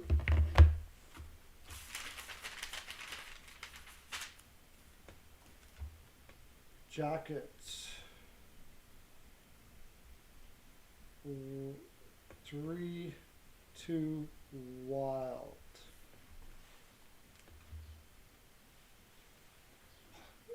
Hockey News Reports has 2-1 Wild. I'm seeing if there's any truth to that Stone rumor here. Stone is out. Stone is hurt. Oh my gosh, that changes everything there. He is out. CL has got 4-2 Wild. Stone is out. Peter Angelo also looks like he's out again. He's going to be a game time decision, Peter Angelo.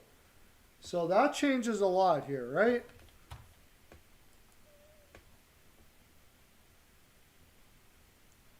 Yeah, I'm out week to week, yeah. Who else we still got in here? Tell me more. Who do you got? I'm going to go a little longer today, so don't worry about it. I'm going to go a little past 3, so we got time to do all the games here.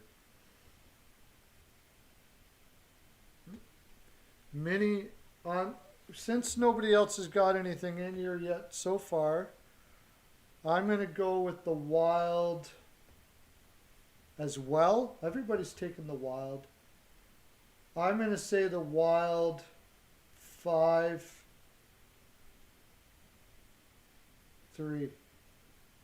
That would mean that they're going to score 5 goals on Fleury. That's the hard part here is Fleury, right? That's why you guys are all going young, low. 5-3 Wild. Call it a hunch.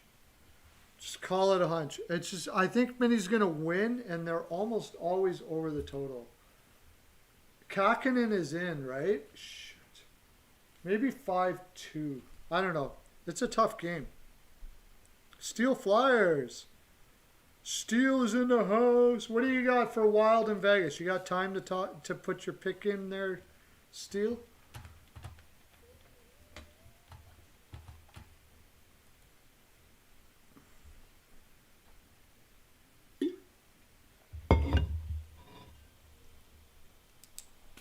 See, all I got. So, Joe is in the house too? I didn't see Joe. Pro Joe come in?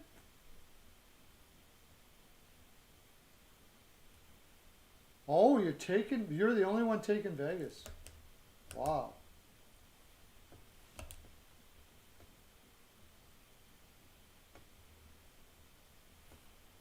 Steel is got 4-1 Vegas. Okay. Anybody that's new here, what we're doing is we're putting our picks for each game, score, and who's going to win. And whoever wins, whoever gets the right score and the right of any game gets a much sought after Pearls of Wisdom necklace. By the way, if you want your own, I would recommend just go to any store where things are sold and just go to and ask them where the pearl necklace section is and just ask them, can I have a, where can I purchase my Pearls of Wisdom necklace? Do that. And when you do that, please TikTok that or record it and send it to me because I'll use that in a commercial or something.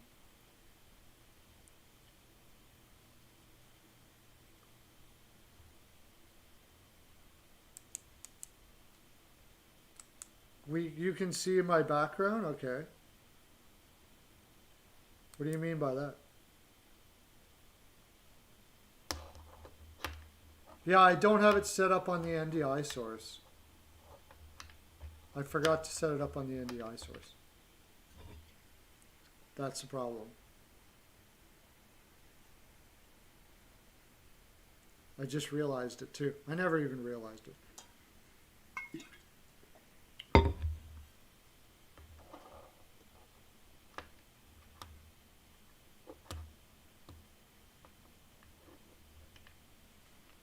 Oh, do I still have the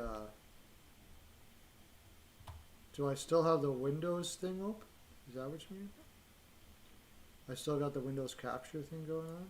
Oh yeah, there you go. Okay. Thanks.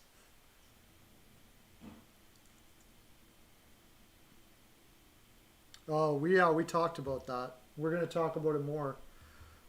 Yeah, they need defense so bad. Gustafsson wasn't the answer. Go figure. Gustafsson wasn't the answer. Okay, let's go to the next game because we gotta get these done. Blues versus Sharks is the next game, boys and girls. What are we doing? Blues versus Sharks.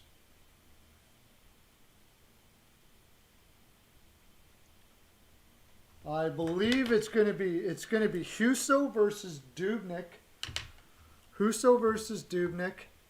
The Blues are very injured, but they did get I always forget his name. Tell me his name. The winger that scores all the goals for St. Louis. Oh, why do I forget these things? Why do I always forget names? Tarasenko. They did get Tarasenko back. As far as their weekly San Jose is without Timo Meier, which is definitely hurts, but St. Louis is out of tons. And St. Louis has been on the road for a long time. This is their last game on the road, the final game of a really long road trip. I'll tell you that right now. It's been very long. So, what's your picks for that? Steel Flyers has Blues 4-2.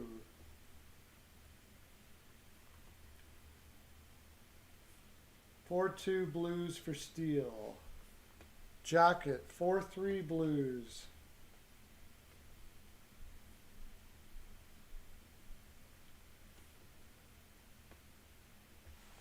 Seven two Blues. Yeah, I know. That's the thing. It's Dubnik is tough, isn't it? Hockey News reports 7-2 Blues. But I mean, I don't trust Husso either. You think it's an OT game? Okay, so I'll put that OT.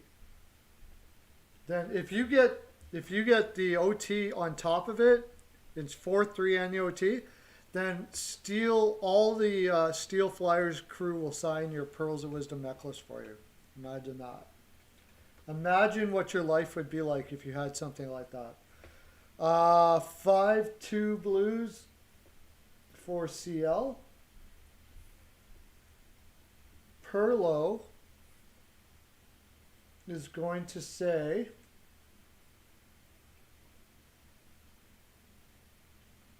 Pearlo is going to say 4-3 San Jose. I'm going Sharks here.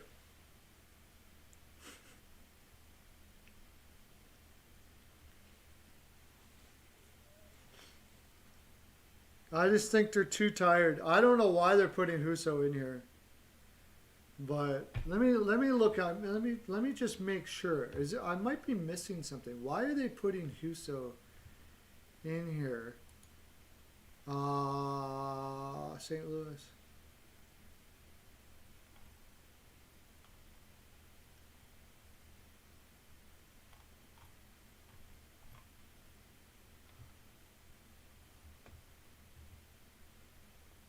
Why wouldn't they put that? Oh, so.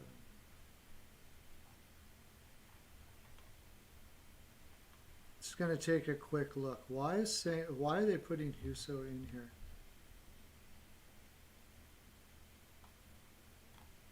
I don't like that app for Ken.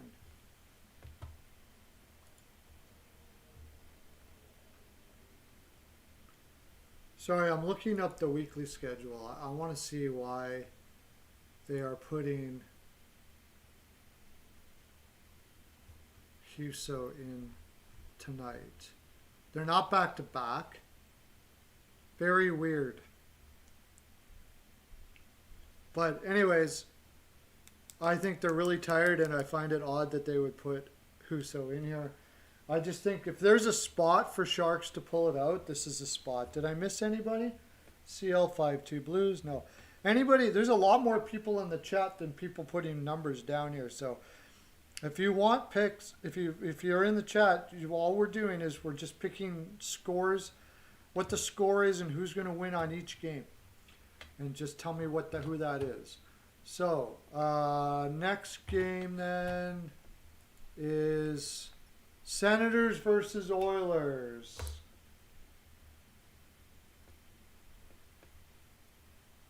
I believe they're going to go with Decord, and the Oilers are going to go with Koskinen. So he's been a pretty poopty as of late. I don't know if there's been an update for... No, they still haven't said who's going to be in for Ottawa. But Matt Murray played late last night. I think they're probably going to go with Decord.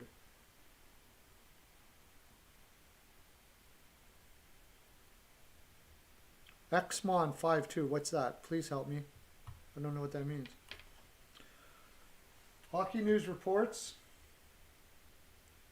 Says 4-2 Oilers.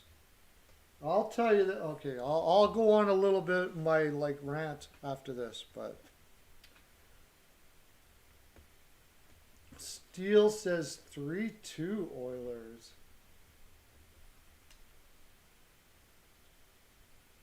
Oh, Edmonton. Oh yeah, obviously Xmon.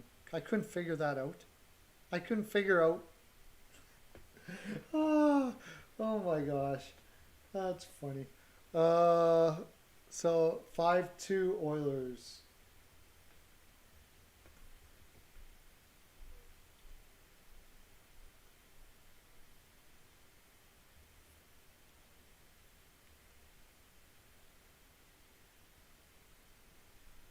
CL. 6-2 Oilers. 6-2 Oilers.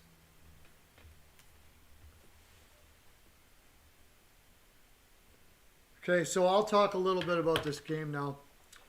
I did a little bit of thing on Calgary when Ottawa came from a long flight from Montreal to Calgary to play, and I said, Calgary had to win this game or they were going to fire everybody, and they won 7-3, and I had a lot of reasons, and they did fire somebody. They still fired one person.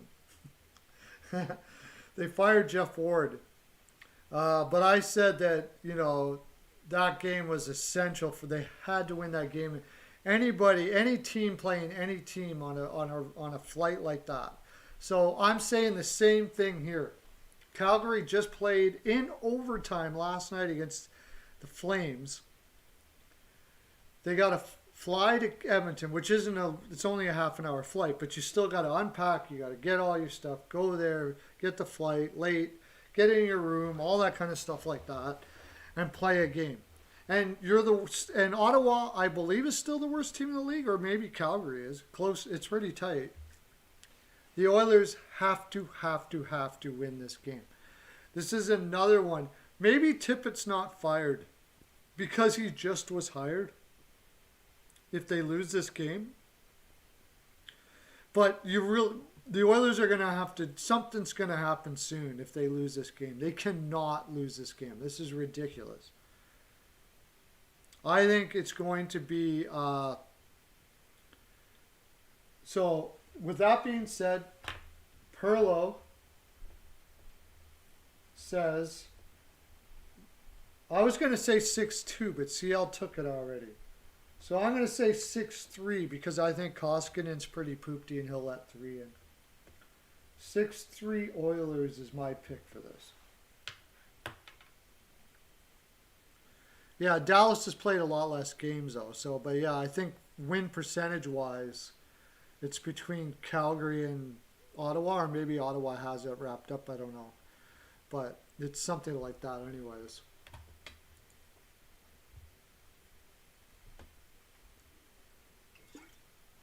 Okay, let's get to the next game. And anybody out there that if you want to put picks for all the games, I'll try to write them down later if you want to put them down. What we're doing here is tell us who you think is going to win and what the score is going to be for every game that I talk about, which we're going to talk about another one right now. We got several more to do yet. So the Coyotes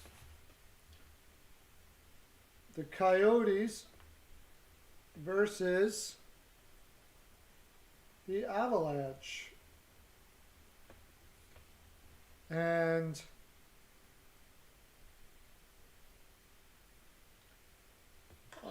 Kemper is going to be in net and Grubauer is going to be in net. The Avalanche have been on the road, have more of the fatigue factor, I'm pretty sure, for... The Avalanche have played... Oh, I got to go back one. Oh, will this let me do that? It didn't last time.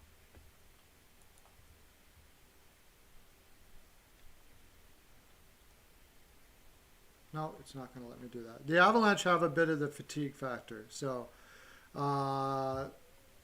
not letting me go back there. It really drives me crazy why they do that. As far as injuries are concerned, the Avalanche are injured all the crap. Yeah. Oh, now they're out Connor Timmins too.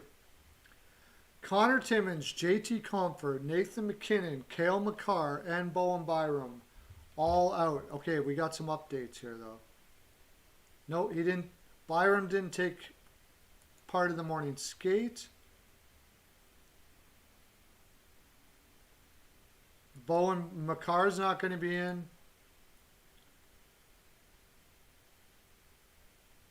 He won't play on Monday. Comfer won't be, and Timmins is all of a sudden injured. So Timmins is out. Timmins, Comfer, McKinnon, Byram, and Makar. As far as Anaheim is concerned, or Arizona is concerned, the only injury is Marian Hossa, who doesn't play in the roster anymore. So, What do we got here now?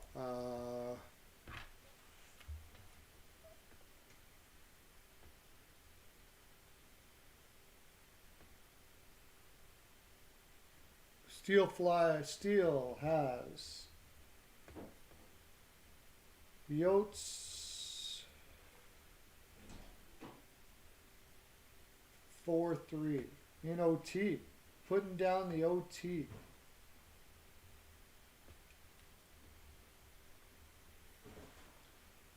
Jacket has Yotes 3-2.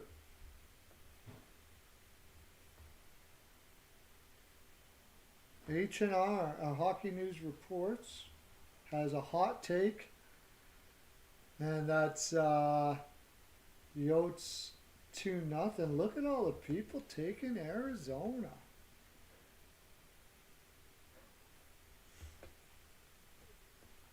CL has the Yotes. Wow, I thought I was special.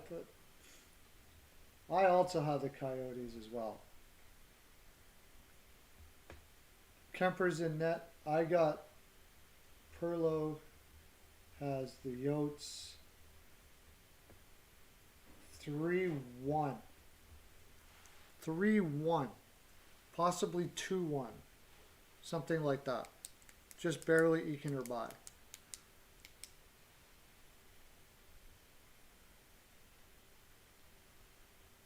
Oh, so there. What was that about, Steele? What was Buffalo, Jack? What was that about? Oh, yeah, Buffalo is the worst team in the... Oh, Buffalo, do they have the worst record? Is that what you're saying? 4 main players out for the Avs, yeah. Bowen Byram, Makar. Now Timmins, too. Timmins is not a main player, but he was one of the guys that was going to replace those players. So they're getting pretty down in the depth there. And, of course... McKinnon is enormous to lose McKinnon right now. So, yeah, that makes it...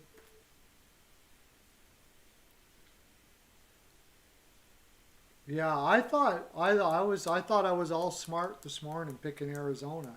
Turns out everybody liked Arizona. I thought, okay, just wait. Everybody's going to take Colorado. I'm going to take Arizona. Nope, because we got smart hockey people here. Unless we're wrong, then we're not smart.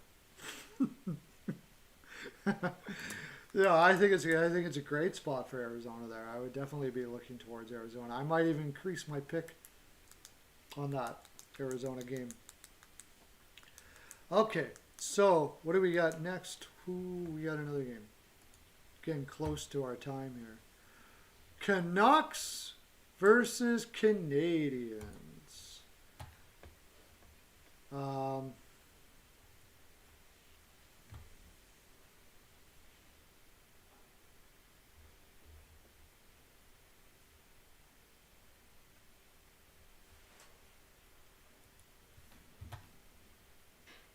don't know why my app won't let me look at the previous games now for some reason.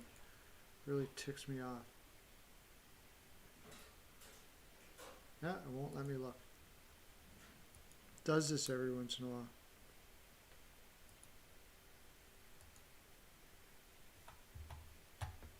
Go to left wing lock. Week 8. Okay. Canucks versus Canadians. This is Monday. We'll look at week 7. Or what? Vancouver versus the Canadians, right? Montreal has played not too bad. They did have to fly from Winnipeg to Vancouver, though, for this game. Vancouver's played a crap load, but they've mostly been at home. But they played, this will be 5 games in 7 nights for Vancouver. Wow. Tough one. Tough one here. Tough one. So what do you, Canucks versus Canadians. And we'll look at injuries here real quick. I don't think anybody has significant injuries. Oh, starting goaltenders. Do we have that? Demko versus Price in net. And injuries.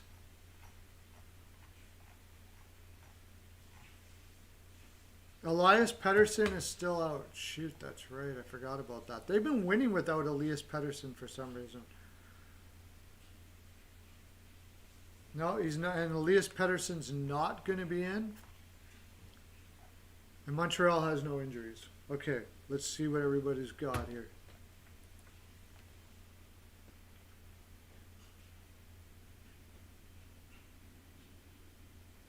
Steele has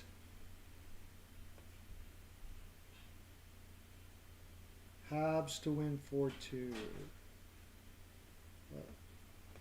Steele 4-2 Habs.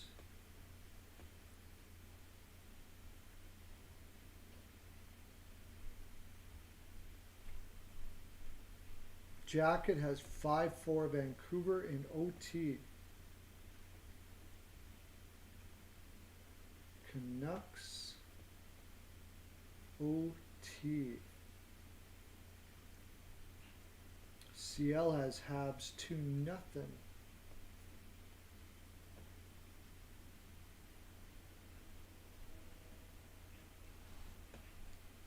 We running out of people. Did Hockey News Reports leave us? He couldn't have before the Habs game? No. Can't see it. I can't see Hockey News Reports leaving us before the Habs game. That would be cray-cray. I'll wait for a little bit, but who else do we not have? Jackets here, Steele's here, CL. No Sasha today too, right?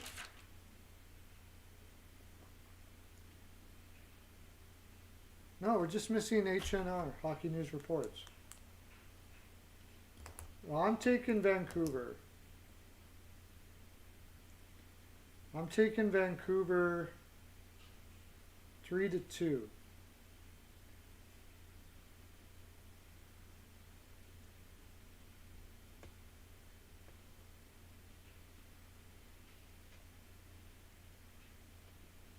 So, Hockey News Reports must have left us.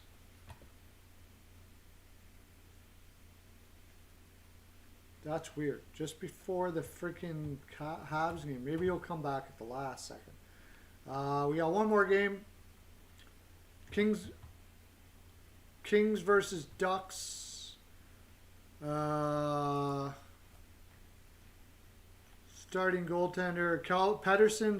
Peterson is in for the Kings.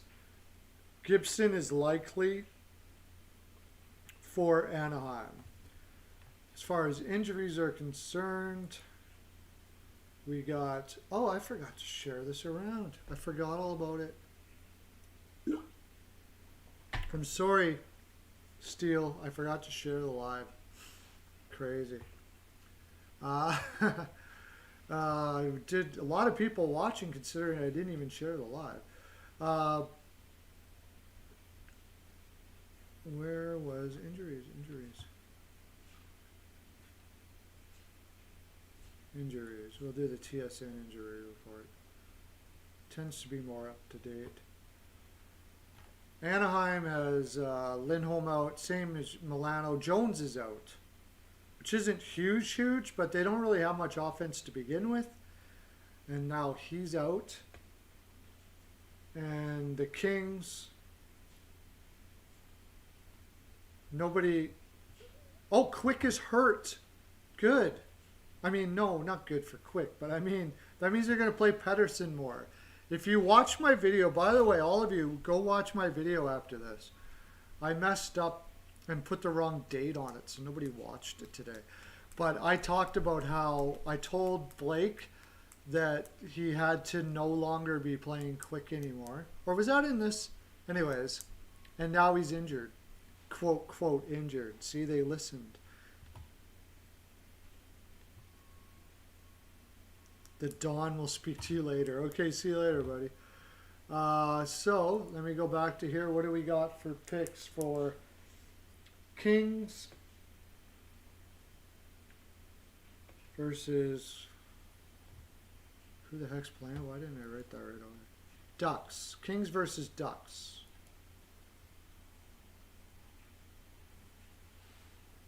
Oh, okay. 3-2 Habs for Hockey News Reports. You are here.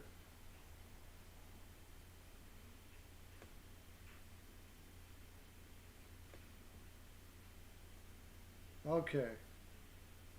Kings versus Ducks. Kings versus Ducks. I'm waiting.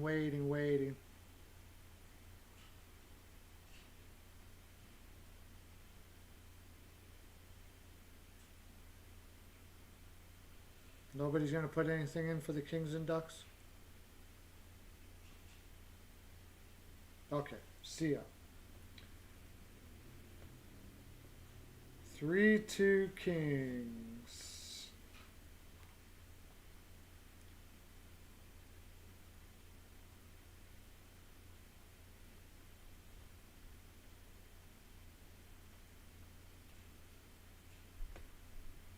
I'm going 4-1 Kings.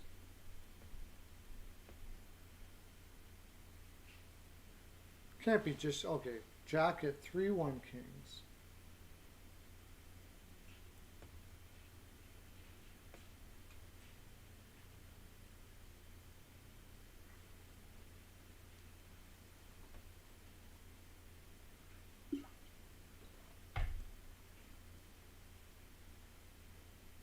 Who else do we got left? Hockey News Reports.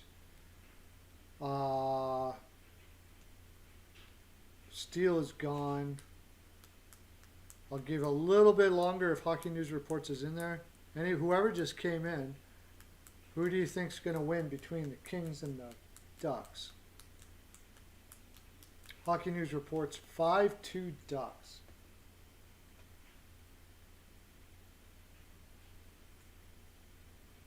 I think we got everybody now. Okay, boys and girls, that's my full 42%. That's all we have to give. We'll see what our picks are like tomorrow.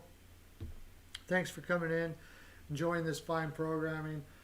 We got off the wall. John's going to be freaking going crazy all week. He's doing lives, so I'll see you in those lives. Joe has his show Thursday night, I believe. John has his show Friday night.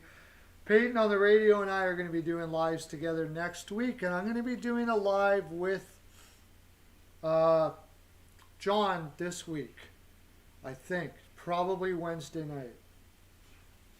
I don't know. You didn't miss any picks. I got you all your picks in there. Okay, guys. You guys have been awesome. That's my full 42. Have a great day, everybody. Lots of love to ya. Cape.